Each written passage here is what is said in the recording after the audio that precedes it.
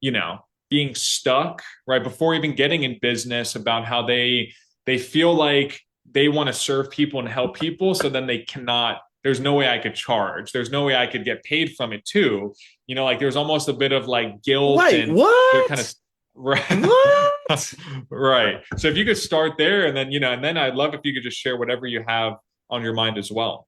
Absolutely. So first, I'm going to say what's up to Miss Vicky Hoffman. Like anyone who acknowledges that they learned something from me, I'm excited. So Vicky, I'm going to take you on the road with me wherever I go. You have an invite to come with me, Vicky. So I'm excited that you're here. But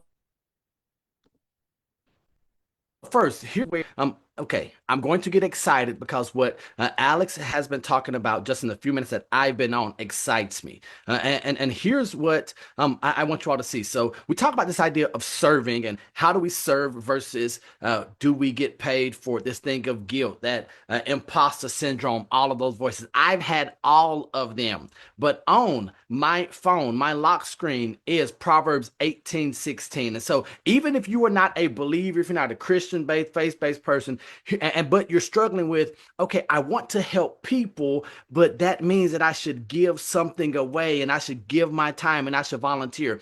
Proverbs 18:16 says, a man's gift maketh room for him and bringeth him before great men. Right? That's what I live by. So I believe that each and every one of you has a gift, a talent, a skill, and with that gift, talent, and skill comes an opportunity, but the opportunity brings with it a responsibility, right? And so I'm going to encourage you all. First, look at the opportunity for the opportunity. And so here's where I started with my opportunity. I looked at my challenges, right? I don't know if you all have heard the saying that the opportunity often comes disguised as hard work, right? So that's what it was for me. So if you feel like you're on the other side, that you don't know how to move, that you don't know what to do yet, I'm going to tell you to look at what your challenge is, see what you have the opportunity to overcome, and then be willing to do this thing for others.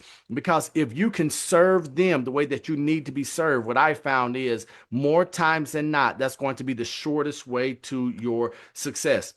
Now, I'm telling you all this as if I have everything figured out. I do not. In fact, a couple of weeks ago, I was dealing with this idea of worth and value, and then making sure how do I overcome these challenges. And so here's what I had to do. Well, first, let me tell you what I did. I didn't have the number of clients that I wanted, right? And so I'm a high ticket guy. I'm making sure that I have high ticket clients coming in. So we're talking high. So I tell everyone I'm not expensive as a house, but I'm more than a car, right? So when it talks about my services, so I have these high ticket offers. And I just was not getting the number of clients that I wanted. So I did this crazy thing, and I believe in premium and elite and positioning. I lost my mind, ladies and gentlemen, and I said, I'm going to open up some seats for the pay what you say promotion. Horrible idea, right? Because I'm building this brand. I believe in my value. I believe that my gifts, my talents are going to open up doors and put me in front of the right people. But then I'm so crazy. I'm saying stuff like, pay what you say. Well, fortunately, the universe, karma, God, whatever you want to call it, protected me from myself, and no one took advantage of the promotion. And at first I was like, well, why would they not take advantage of the pay what you say promotion when we're giving away 30 and $70,000 worth of coaching at whatever price they say? Well, because I'm a knucklehead, ladies and gents, right? And so I had to be protected. And for about 26 hours, I was pushing this thing out. And then my wife, and so we'll talk about that in a moment. My wife said, babe, you know you're undervaluing yourself, right? And so my wife, she has admin capabilities on all of my accounts. She went in and she stopped all of the promotion. Thankfully, before anyone had taken me up on that offer. And so here's where I'm going to segue when we talk about belief. If you feel like you're stuck, if you have self-doubt, make sure that you are in an environment, that you are around people, that you are following someone who has done the thing, someone that has taken you or taken others through the exact same thing.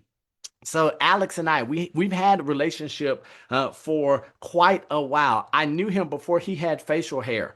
Oh, he still doesn't. Okay, I knew Alex when I no, not even before I had lost all my hair, but I've known him for a number of years. And here's what I will say. I love the fact that being one of his very first clients, I've seen the maturation, but I've seen someone, and I'm sure he's told you, who has gone through the ups and downs, someone who pushed all the chips in on himself, bet big, and won big. So, something that I've learned in my almost 20 years in entrepreneurship, and I want you to take this away from today, is to turn thoughts into actions faster.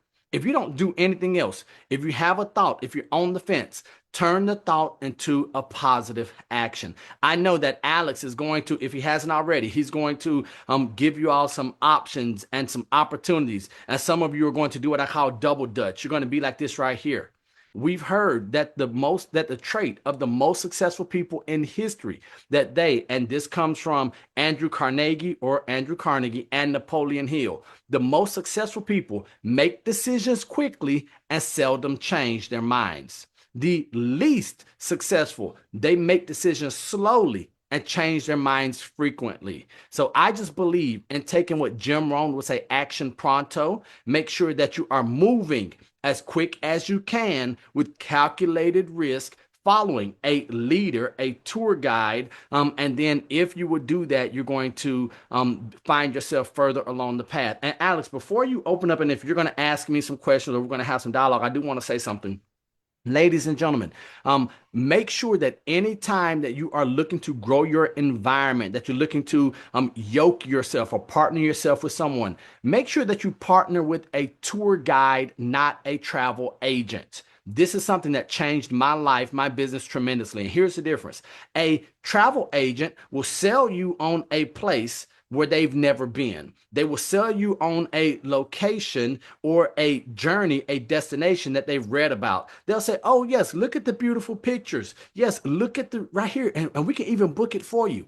And that's a travel agent. Do not work with travel agents in your life when it comes to your success, your dreams, your goals. I want you working with a tour guide. Here's the difference between a travel agent and a tour guide. A travel agent has read the stories, they've read the books, they know the pictures.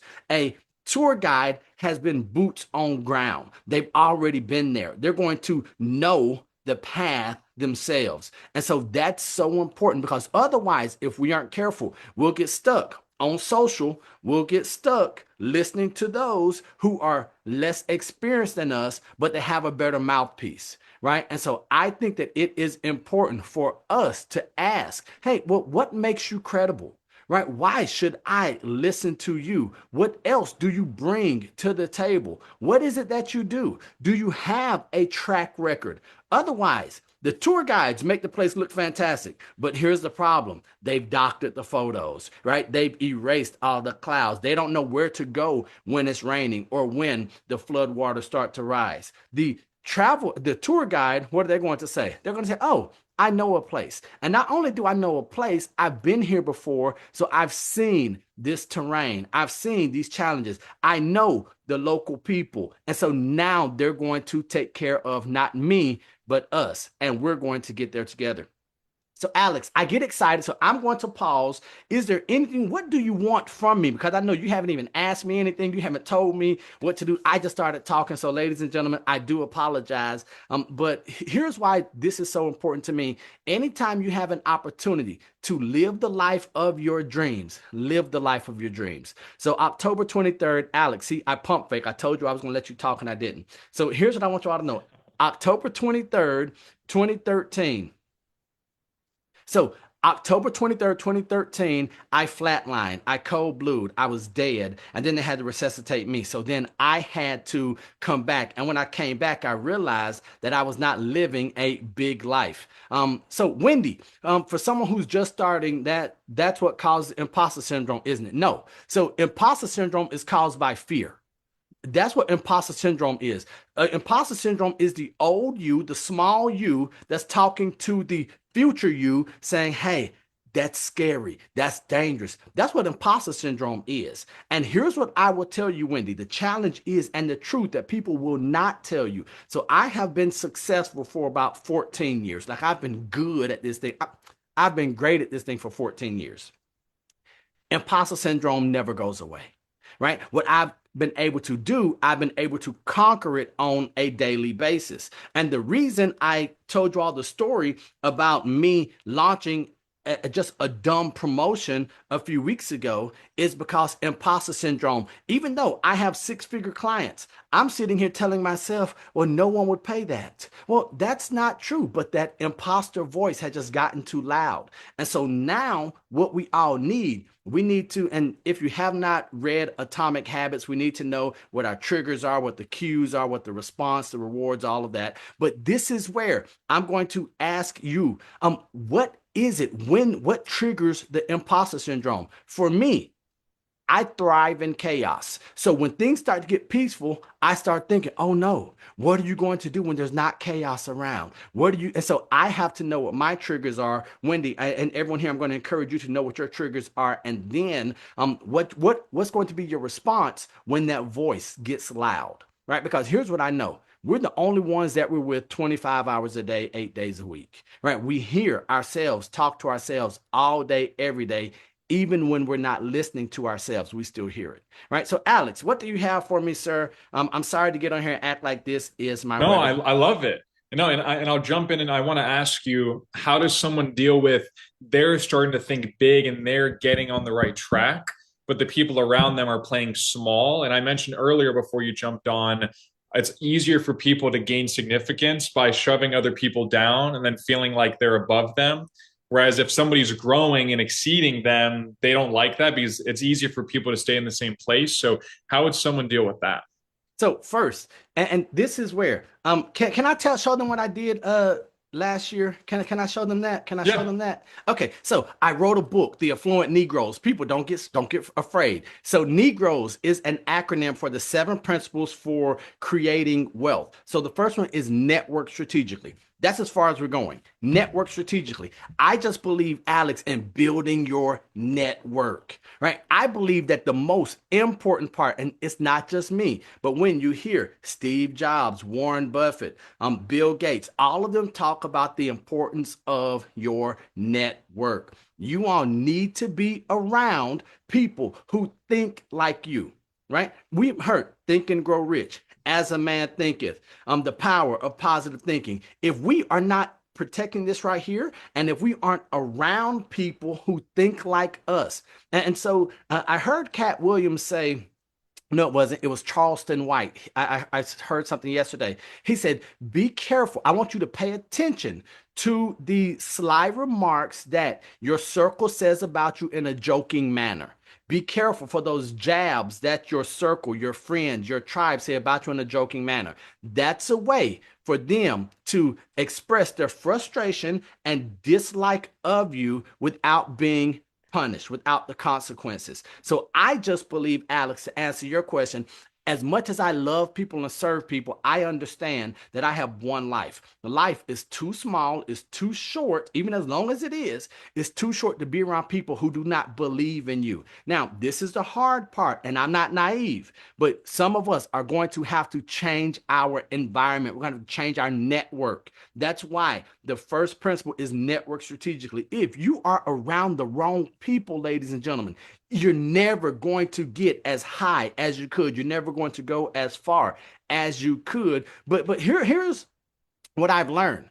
The best people in the world, there's someone right now who's looking to help you do whatever it is that you're doing. Right? There are people who are willing and looking and searching for people to help. We are most of the time we're too prideful to need our hand up, right? Everyone wants a miracle. No one wants to be the person who needs the miracle, right? And so I just say, evaluate, assess. And so this is where we go in and do that self audit. You have to audit your circle, audit yourself, audit your questions and the goals that you have. And I believe it starts with the audit, Alex. So some of us, we have to audit. And then when we talk about relationships, it is expand, Limit and disassociate. There are some relationships, I believe, like Alex, we expand our relationship. No matter how much time we're around, we're always trying to spend more time together because we think alike. There are some relationships that we limit, right? We can't cut all of our family off, all of our friends off, but we can limit the time. There are some people that you could spend 3 days with, 3 hours, 30 minutes, and 3 seconds. Don't spend, and here's what my mentor told me, don't spend 3 days with the 3 hour person, right? So limit those associations. And then there are some that we must disassociate with. So we're going to expand, limit, and disassociate. And it does not mean that you have to go on social media and say, oh, if you don't reply to me, if you don't repost this, I'm cutting you loose. No, we're not going to do anything silly like that. We're just going to be honest enough to say, hey, this is not serving me. And so people ask me all the time, what am I? I say I'm an opportunist. And people think it's a bad thing. And they're like, oh my gosh, why would you say you're an opportunist? I'm like, because I take advantage of opportunities. And so I'm going to encourage you all to be self-centered.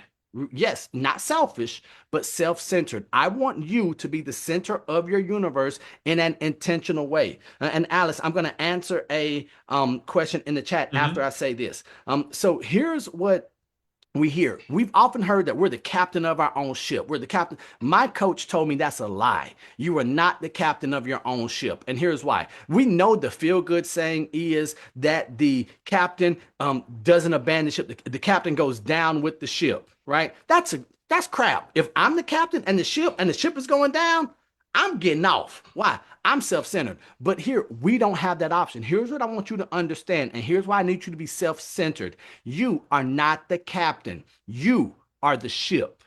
What does that mean? That means that if the ship is going down, if your life is going down, if you are not living the dreams that you know that God put here, and when I say God, I want you to interpret that however you want to. If you are not living the life and experiencing the thing and going after that thing, then your ship is going down. If you go down, guess what? Everyone who's relying on you, family, friends, community, business, employer, employees, they go down with you. So here's why I say that. Once you realize that you are the ship, when things get rocky and when the ship starts taking on water, what do? We throw everything overboard that is not necessary. So I have an 18-year-old son. He's almost the same. Alex, how old are you? Oh, no, don't answer that. So I have an 18-year-old son. And I told my son about 10 years ago, I said, hey, son, I want you to understand something. You're 8 years old. I am the ship. You are stuff. You're a passenger on the ship. With the exception of life, everything else can go overboard. Right? In my life, my business, like if things get rocky, everything else is going overboard except wife. And so some of us, we need to make that decision. We need to come to that decision that, yes, I am self-centered, because if I am not the center of my universe, then everything around me has the potential to go down. And then here's the question that I do want to address. So how do I deal with distractions and procrastination? One, I just believe in having a success partner. Like, so I am a coach. I'm friends with coaches. I have coaches. I just believe in knowing what my challenges are. And this is why that self-audit is so important. What are your hiccups? What are your challenges? So I know we're in 2026. We have a lot of technology. I am, and ladies and gentlemen, Alex could say this and it wouldn't be as bad. I'm going to say it because of my personality. I am a slave to my calendar. And I know as a black man, I probably shouldn't say the word slave, but guess what? It's okay. So I'm a slave to my calendar, but I still use paper notes, right? And so this was my plan for the week. I accomplished everything I needed to do this week. This is one of my accountability checklists and spreadsheets that I just keep folded in my book that I carry with me everywhere. I just know how I tick. So my question is, so when you're asking, well, how do you overcome the procrastination and distractions? One, I would ask, how much do you want the thing that's in front of you? Right? At the end of the day, no one's going to make you do it. The success partner isn't going to make you do it. So the beauty of what we do here, Alex and I, no one can make us do anything except ourselves. But then we also have to own it all, which is when it comes to accountability, is another principle in the affluent Negroes. It comes down to no one's going to make us do it, but if we don't do it, we don't get to point the finger.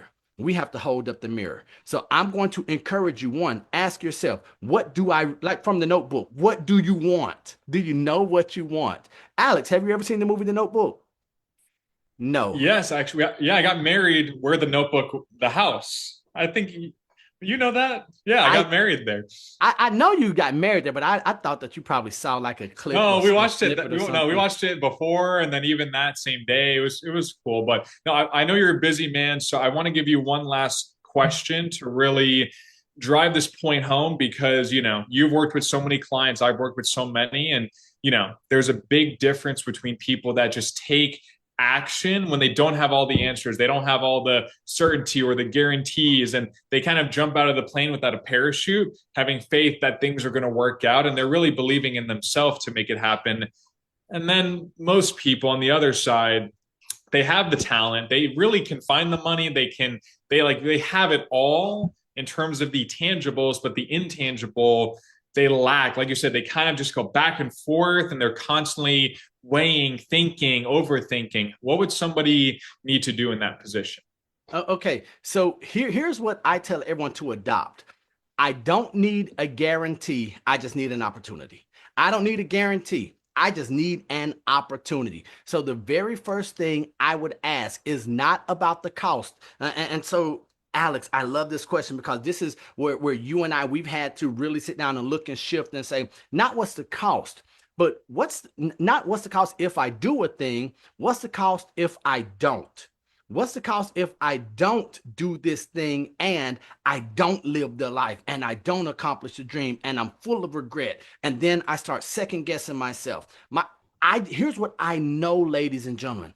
I have been living I said I've been successful for 14 years. I've been living my dream life for 20 plus years.